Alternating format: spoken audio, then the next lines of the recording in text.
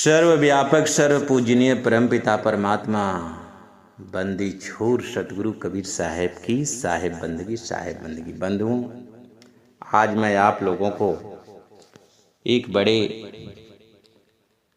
अच्छे विचार पर सत्संग सुनाना चाहता हूं, जो कि इस समाज में ये विचार फैला हुआ है।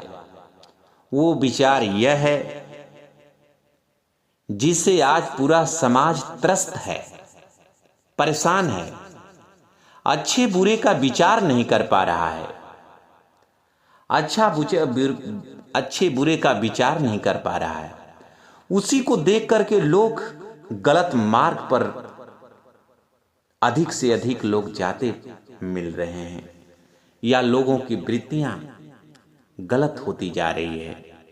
वो यह बिंदु है, यह विषय है वो सत्संग का, आज के सत्संग का, कि भीख मांगने वाले गिरही साधु संत भक्त को परमात्मा क्या प्राप्त हो सकते हैं या प्राप्त होंगे। भीख मांगने वाले गिरही साधु संत को, भक्त को क्या परमात्मा प्राप्त हो सकते हैं या परमात्मा क्या प्राप्त हो सकते हैं, ये विषय है। क्योंकि समाज में ये संसार अच्छे बुरे संतों पर विचार नहीं कर पाते, उनके घर में जाते हैं और वो लोग उस संतों के द्वारा ग्रसित हो जाते हैं, दुख पा जाते हैं, कष्ट पा जाते हैं, धोखा पा जाते हैं, जिससे वो अच्छे संतों पर भी विचार नहीं कर पाते हैं, अच्छे संत को भी उसी दृष्टि से देखने लगते हैं। लेकिन जो इस प्रकार का इस समाज में कुरीतियां फैला रहा हो कि जो घर परिवार में रहते हुए भी भिक्षाटन करता हो और भीख मांग कर अपना परिवार चलाता हो, अपना बिजनेस बना लिया, अपना धंधा बना लिया हो, ऐसे व्यक्ति का इस संसार में मुक्ति नहीं हो सकती। बंधु, सतगुरु कबीर साहब भीख किसको मांगना चाहिए, किसको लेना चाहिए, किसको देना चाहिए, सारी बात सतगुरु कबीर साहब ने बताया है। और किसको भीख देने से हमारा भी कल्याण होगा और किसको लेने से उसका भी, लेने वाले का भी कल्याण हो, देने वाला का भी कल्याण हो। सारे आप सतगुरु कबीर साहब के आज विचारों से, ज्ञान से, इस सत्संग के माध्यम से आप सतगुरु कबीर साहब के विचार जानेंगे। और नहीं इसको जान पाएंगे तो मांगने वाले भी विनाश को उपलब्ध हो जाएंगे। वो तो विनाश होंगे ही, देने वाले का भी कोई लाभ इस संसार में नहीं हो पाएगा। इसलिए साहब क्या कह रहे हैं, साहब की वाणी पर विचार करेंगे। ये वाणी मेरा नहीं है, ये सलाह मेरा नहीं है, ये सतगुरु का सलाह है। सतगुरु कबीर साहब ये संसार को ये क्यों संदेश दे रहे हैं, इसलिए दे रहे हैं कि ये जीव ठगने में लगा है। ठगा जाए तो वो तो सुधर जाएगा, उसका कल्याण हो जाएगा, उस पर परमात्मा की दया होगी। लेकिन जो ठग रहा है उसका कल्याण नहीं हो सकता है। साहेब आप ठगाए सुख उपजे, आप ठगे दुख उपजे और ठगे दुख होए। साहेब कह रहे हैं कबीरा आप ठगाए सुख उपजे और ठगे दुख होए। करे कि तुम ठगा जाओगे तो तुम्हें सुख उपजेगा, लेकिन तुम ठगोगे तो दुख उपजेगा। इस जीव को ये समझाना चाहते हैं कि तुम किसी को ठगो मत, लेकिन तुम ठगा जाओगे तो तुम्हारा तो कल्याण हो जाएगा कि दोबारा तुम सावधान हो जाओगे। लेकिन जो ठगने वाला व्यक्ति है उसकी आदत बुरी हो जाती है, वो ठगने में ही उसका पूरा जीवन चला जाता है। लेकिन जो ठगा जाता है वो परमात्मा की शरण में जाता है। लेकिन ठगने वाला व्यक्ति, गलत करने वाला व्यक्ति परमात्मा की शरण में नहीं जाता है, क्योंकि वो जानता है कि परमात्मा की शरण में जाएंगे तो वहां दंड पाएंगे, इसलिए परमात्मा की शरण में नहीं जाता है, जबकि उसको दंड मिलकर के ही जाता है। इसलिए भीख मांगने वालों के लिए सतगुरु कबीर साहब क्या सीख दिए हैं और कैसे इस संसार में लोगों को भीख देना चाहिए, ये आज इस सत्संग के माध्यम से आप सुनेंगे। मांगन मरण समान है, मत मांगे भीख।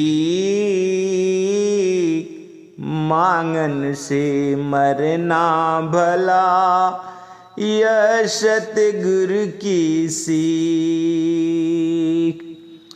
मांगन मरण समान है, मत मांगो भीख। मांगन से मरना भला, यह सतगुरु की सीख। कह रहे साहब कि मांगन मरण समान है, मत मांगे कोई भीख। कहे कोई भीख नहीं मांगे, ये मरने के समान है। बल्कि मांगन से मरना अच्छा है, मर जाओ, मत मांगो। अगर तुम अपने जीवन को चलाना चाहते हो और उसके बिना जी नहीं सकते, अगर मांगना ही तुम्हारे लिए एक मार्ग बन गया है और उसके बिना तुम जी नहीं सकते, तो बल्कि मर जाना, लेकिन भीख मत मांगना, ये बहुत बड़ा अपराध है। मांगन मरण समान है, सीख देई महितो। कहे कबीर सुत गुरु सुनो, कहे कबीर सतगुरु सुनो। मति रे मंगाऊं भीख। साहब करें कि मांगन मरण समान है, ये सतगुरु सीख दे रहे हैं। और ये सीख दे रहे हैं और एक विनती भी करें कि हे प्रभु, इस संसार में मुझे कुछ मंगवाना मत। हे सतगुरु, हे साहेब, हे परमात्मा, हे प्रभु, मुझे इस संसार से कुछ मांगना न पड़े। ऐसी मुझे शक्ति, ऐसे मेरे बल, ऐसे मेरे समर्थाय दीजिए कि मैं किसी से मांगू नहीं और मेरा आप इस संसार से उद्धार कर देना। मांगन मरण समान है, तू ही दई मैसी।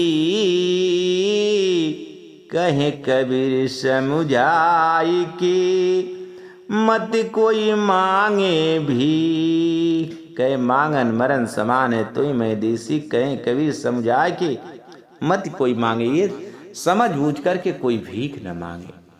ये मांगने से उसके अंतःकरण की सारी वृत्तियां कमजोर होती है, उसकी आत्मशक्ति कमजोर होती है और वो शक्ति कमजोर होगी और उसकी आदत मांगने की लग जाएगी, तो उसका संसार में कल्याण नहीं हो पाएगा, वो परमात्मा की भक्ति नहीं कर पाएगा। इस संसार में भीख ही मांगता रह जाएगा और फिर उसका कल्याण नहीं हो पाएगा। मांगन गए सुमरी रहे, मरे जो मांगन जाए। तीन से पहले वो मरे, होते कहत हैं ना, होते कहत हैं ना। साहब कहे मांगन गए तो मर रहे, कहे मांगन गए तो मर रहे, वो मरने के समान है। मरे जो मांगन हो, ये मांगने से पहले वो मर जाता है, उसकी अंतरात्मा मर जाती है। मरे जो मांगन जाए, जो मांगने जाता है वो पहले ही मर जाता है, उसकी अंतरात्मा हनन हो जाती है। तीन से पहले वो मरे जो दरवाजे जो चला जाता है। किसके दरवाजे, किसके दरवाजे चला जाता है? जिसके यहाँ मांगने जाता है और उसके पास होता है और वो देता नहीं, उसे दान करना चाहिए। अगर वो मांगने ही आया है तो उससे वो दे दे, कुछ न कुछ उससे दे दे, न करे ना, अगर वो मांगने ही आ गया है तो। लेकिन साहब करे पहले वो मर रहे, मांगने वाले से भी पहले वो मरे जो रहते हुए भी कहते हैं कि मेरे पास नहीं है। ये दोनों उससे भी खतरनाक और उससे भी गलत वो है जिसके पास होता है और वो देता नहीं है। तुम्हारी जितना स्वेच्छा है, जितना इच्छा है, उतना ही दो, लेकिन ये मत कहो कि मेरे पास नहीं है। उसे आ ही गया है मांगने तो उससे कुछ दे दो। लेकिन ये बात किसको कह रहे हैं? कि देने वाले को कह रहे हैं। लेकिन जो मांगने जा रहा है उसको सदगुरु कबीर साहब, ये दो व्यक्ति को, दोनों, एक मांगने वाला एक देने वाला, देने वाले को भी कहते तुम्हारे पास है तो कुछ दे ही दो अगर आगे आए तो, नहीं तो, और जो मांगने जाता है उसको भी कह रहे कि तुम मांगने जा रहा हो तो पहले मर जाओ, मरे जो मर जाओ और तब उसके पास मांगने जाओ। उसकी आत्मा हनन हो जाती है। जिसकी आत्मा हनन हो जाए उसको ही उसकी सम्मान न करे, वो परमात्मा को कैसे जान सकता है। ये सदगुरु कबीर साहब बता रहे हैं बंधु। उदर समाता मांग ले ताको नाही दो, कहे कबीर अधिका गहे ताकि गति नहीं मोक्ष। अगर मांगना ही है, तुम्हारे पास कुछ नहीं है, मांगना कोई गलत नहीं है, लेकिन किसके लिए है? जिसके पास कुछ नहीं है, जिसका घर द्वार नहीं, जो कमा नहीं सकता है, जो श्रम नहीं कर सकता है, वो मांग सकता है। वो मांग सकता है और कितना मांगे? अपने पेट भर, पेट भर मांग ले। अगर कहीं भूखा हो तो उसे पेट के भर अन्न मांगने में कोई दोष नहीं है। कहें कबीर अधिका गए, अधिक गाता है ताकि गति नहीं मोक्ष, उसकी मोक्ष नहीं होती है, उसकी मुक्ति नहीं होती है। जो अधिक संग्रह करता है और पेट भी भरा और लेना भी चाहता है और लेकर के अपना घर परिवार को देना चाहता है, कितना बात है।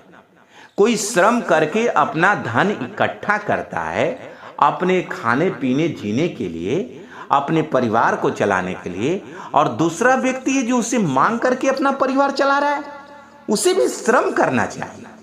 अपने मेहनत को, अपनी ईमानदारी से मेहनत करके खाने वाला और भजन करने वाले को ही परमात्मा की प्राप्ति होती है, उसी का मोक्ष होता है। इसलिए जो अपनी समर्थाएं है, हमारा परिवार है, हम हैं, श्रम से नहीं कमाते हैं, और दूसरा कोई कमाता है तो हमने मांगने का एक उपाय मांग लिया, बना लिया, ये गलत है। ऐसा नहीं करना चाहिए। कह रहे ऐसा करने वाले साधु संतों को, भक्तों को या संसार का व्यक्ति हो, उसका कल्याण नहीं हो पाएगा, उसकी मोक्ष नहीं हो पाएगी, उसके अंदर गलत वृत्तियां पड़ जाएगी।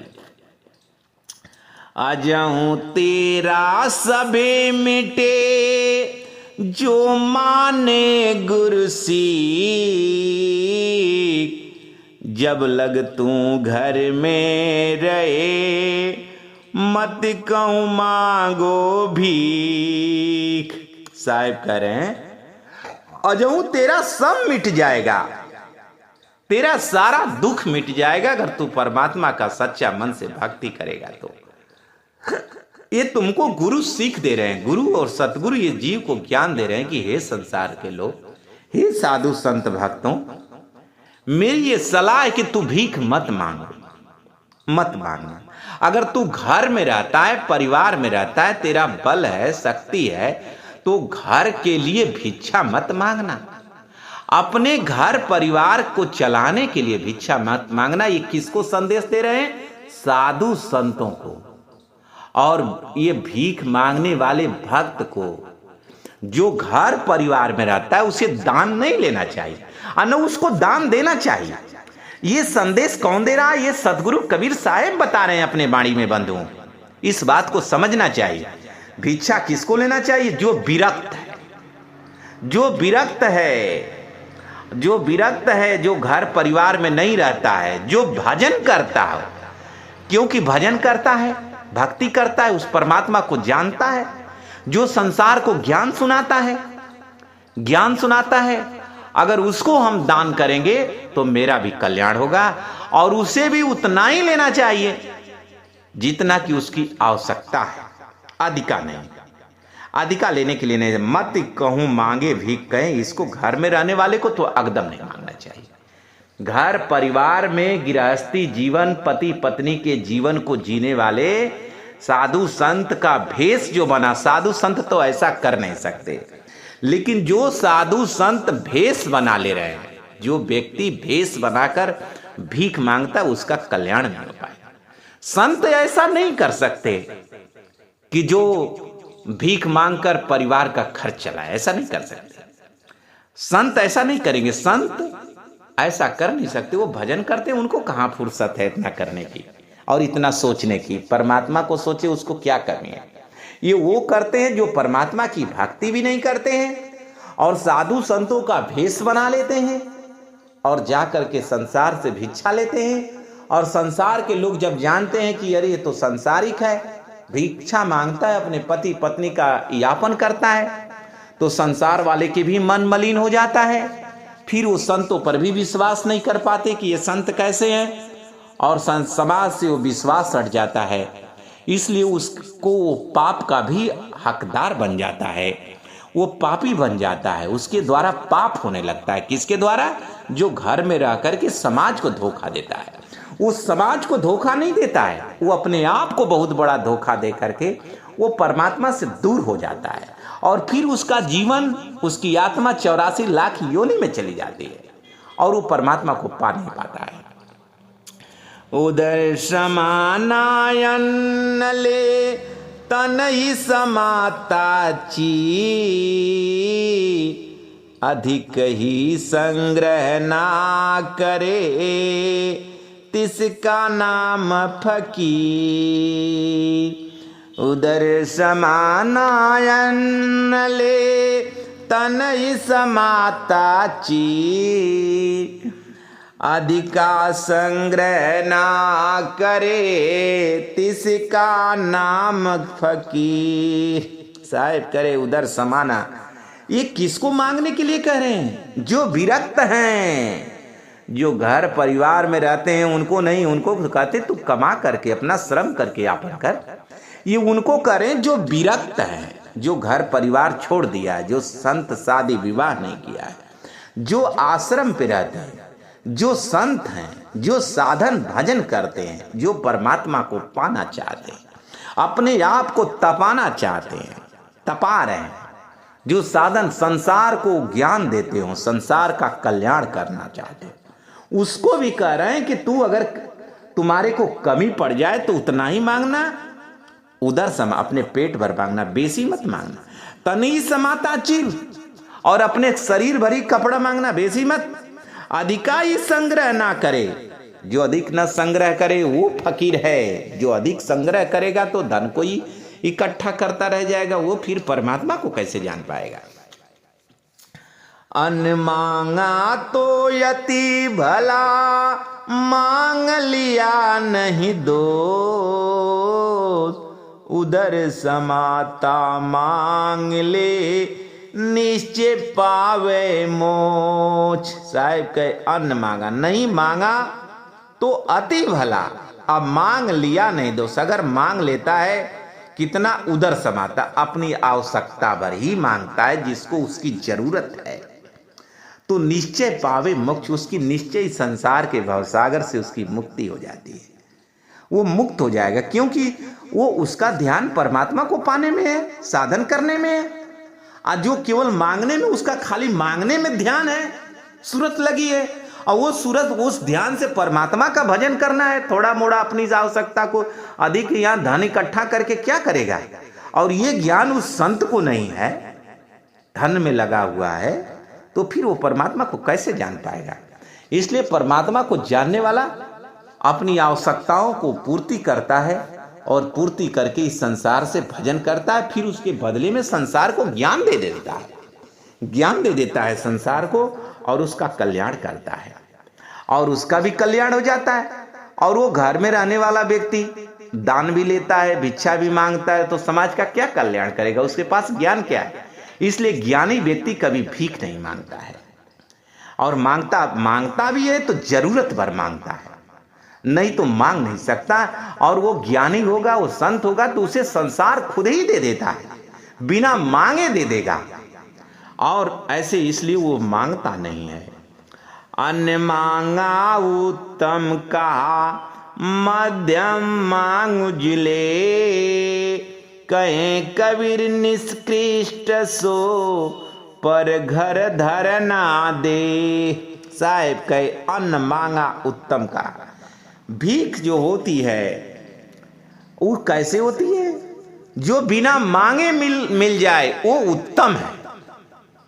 जो अपने प्रेम से, वो अपने श्रद्धा पर, उसके भजन पर, उसके भक्ति पर, उसके त्याग पर, उसके प्रेम पर, उसकी श्रद्धा पर, उसके भाव पर जो दे दे, और जिसे मिल जाए, जो प्राप्त कर ले और जिसे कोई दे दे और वो जो ग्रहण कर रहा है, तो उसको सदगुरु कबीर साहब कहते कि वो उत्तम है। वो लेना और देना उत्तम है। जो बिना मांगे मिल जाए और जो बिना मांगे दे और उसे ग्रहण कर ले, वो उत्तम है। मांग जुले, मांग मध्यम, मांग जुले मध्यम श्रेणी का वो है जो मांग लेता है, मांग लेता है, मांगता है और आराम से मिल जा। देने वाला भी दे दिया और लेने वाला भी आराम से ले लिया, जितनी उसकी आवश्यकता थी, और देने वाला ने जितना उसकी सक्षम था, जितनी उसकी व्यवस्था थी, और उतना दे दिया। कहें कबीर निष्कृष्ट सो, निष्कृष्ट उसको बता रहे, वो व्यक्ति निष्कृष्ट नीच है जो देना भी नहीं चाहता और उसके घर पर जाके धरना देता है। उसके घर पर धरना देता है कि तुम दो ही, मैं लेकर के ही जाऊंगा, बिना लिए तुमसे जाऊंगा नहीं। वो लेने की जिद करता है कि बिना, मुझे चाहिए तो चाहिए, मुझे दो। वो व्यक्ति निष्कृष्ट है कि जो देना नहीं चाहता उसके पास जाता दे।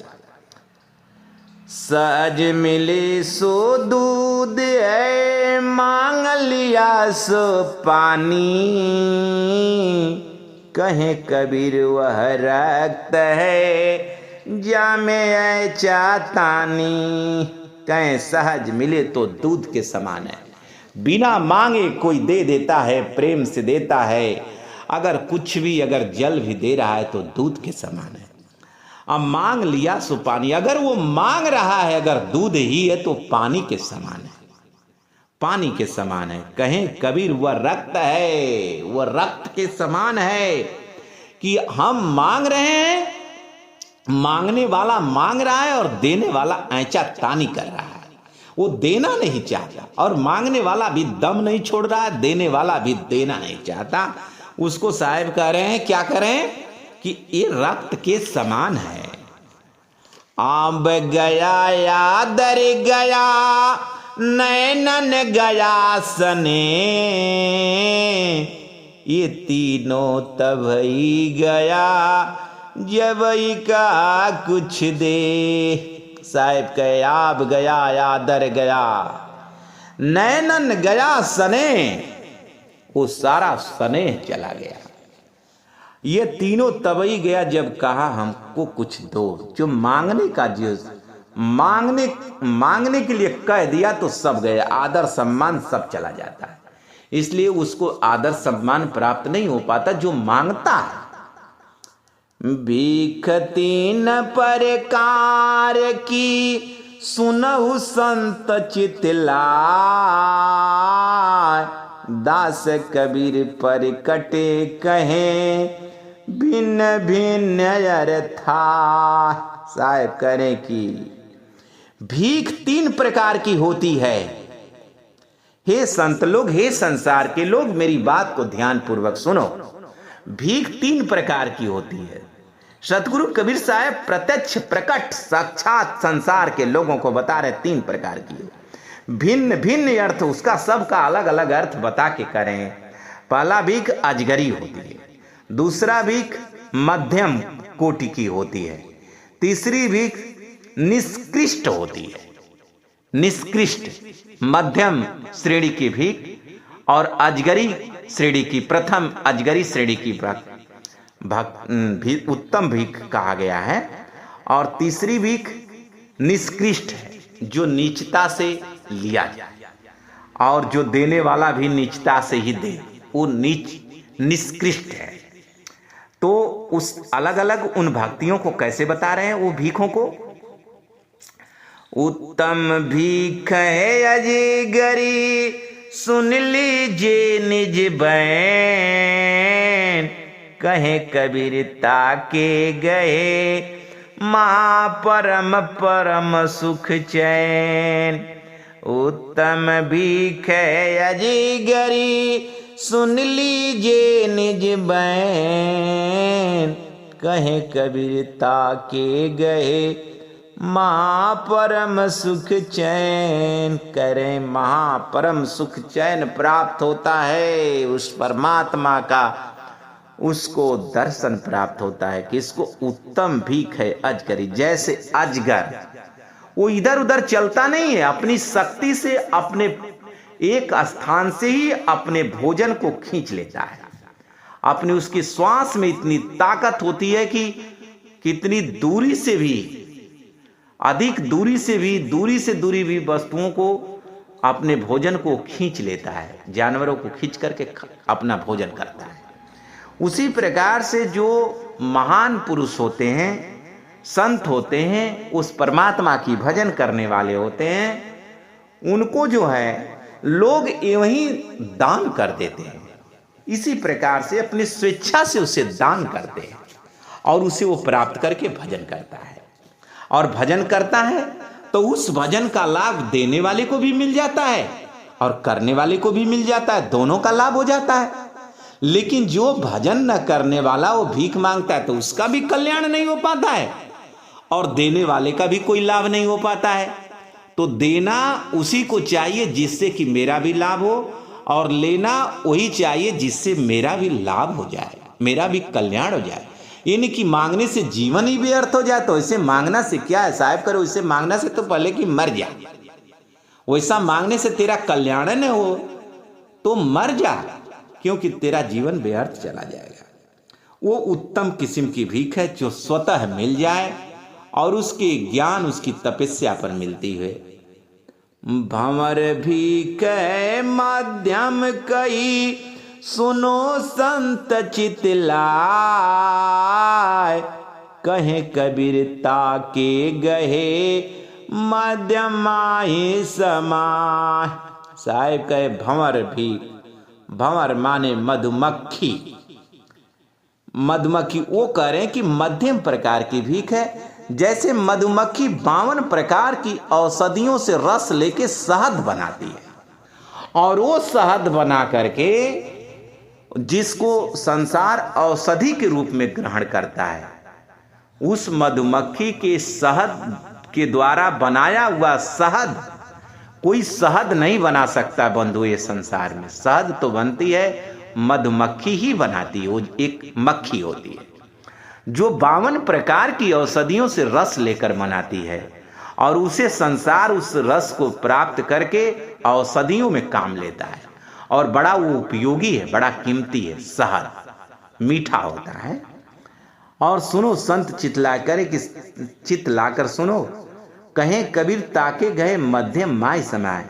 वैसा कोई भक्त संत हो जो थोड़ी थोड़ी लोगों से दान लेकर के और अपना आवश्यकताओं को पूर्ति करके भोजन करके भजन कर लेता है, तो उसके भजन से, उसके ज्ञान से लोग थोड़ी थोड़ी इकट्ठा करके और लोग समाज कल्याण के लिए ज्ञान अर्जित करता हो और समाज को ज्ञान देता हो और लोगों का कल्याण चाहता हो और लोगों को परमात्मा के विचारों में लगाता हो और थोड़ी थोड़ी मांगता है मधुमक्खी के तरह, तो वो मांगकर अपना यापन करके भजन कर लेता है। तो ये संसार का भी उसके भक्ति से, उसके जीवन से लाभ हो जाता है। इसलिए साहिब करे कि वह भी एक भीख मध्यम है, मध्यम माय समाय। वो कोई गलत नहीं है, लेकिन परमार्थ के लिए ही मांगा जाए, समाज कल्याण के लिए, उस परमात्मा के लिए, अपने जीविका को चलाकर खा पी करके संसार के भोग विलासों के लिए मांगना अपराध है। खर कुकर की भीख जो निष्कृष्ट कावै सो, कहे कबीर इस भीख में मुक्ति न कबहू हो। साहिब करे खर कुकर की भीख उसके समान है। कुकुर और गधा, करे कि कुकुर कुत्ता के समान वो भीख है, निष्कृष्ट कहलाने वाली, उसे निष्कृष्ट कहा है, जिसे निषिद्ध भीख कहा जाता है, जिसमें कि गधे के तरह लत्तम लत्ता हो, मांगने वाला जबरदस्ती ले रहा हो कि मुझे चाहिए ही चाहिए दो, और देने वाला बेचारा के पास है नहीं और उससे वो जबरदस्ती ले रहा हो, मार कर ले रहा हो, पीट कर ले रहा हो, लाता मुका, देने वाला भी मार रहा है, लेने वाला भी मरा रहा है और मार भी रहा है। लत्तम लत्ती के द्वारा जो भीख प्राप्त हो उसे कुत्ता की भीख कहते हैं। कुत्ता की भीख, जो खर कुकर की भीख, जो ये खर कुत्ता के समान भीख है, गधा कुत्ता के समान ये वो भीख है जो इस भीख को ग्रहण करता है।